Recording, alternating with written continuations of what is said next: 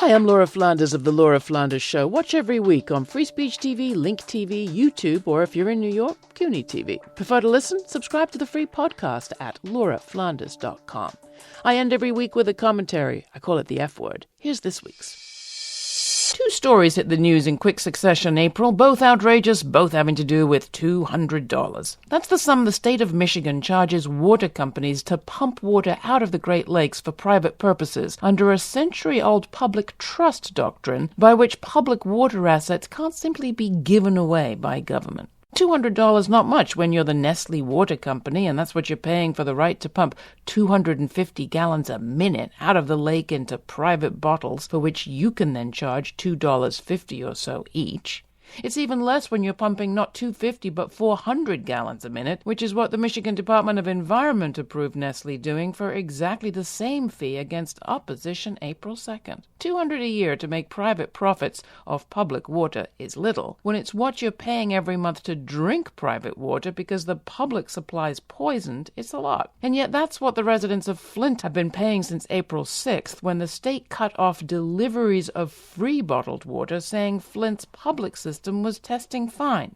Flint's been in a crisis since the state-appointed officials began using Flint River rather than Detroit water system water as a source for tap water, and that ended up triggering disease. The governor said the state was paying too much for bottled water, $650,000 a month. You can only guess who was getting that. It's one of the stories you have to read twice. It certainly tempts you to say rude things about doctrines of public trust, but Great Lakes residents are looking at it another way. In the 1890s, it was a case right there that established this principle for the nation, that public assets can't just be given away or privatized for nothing. The public trust doctrine provides some 40 million citizens a legal right to defend their common waters, and they are doing just that.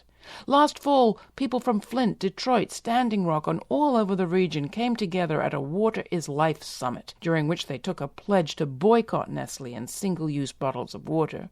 They want to make themselves a plastic bottle-free city, just as Berlin did this March. The cruel absurdity of what just happened in Michigan just may be what's needed to build momentum behind their movement. You can find out more about the Great Lakes Public Trust at fortheloveofwater.org.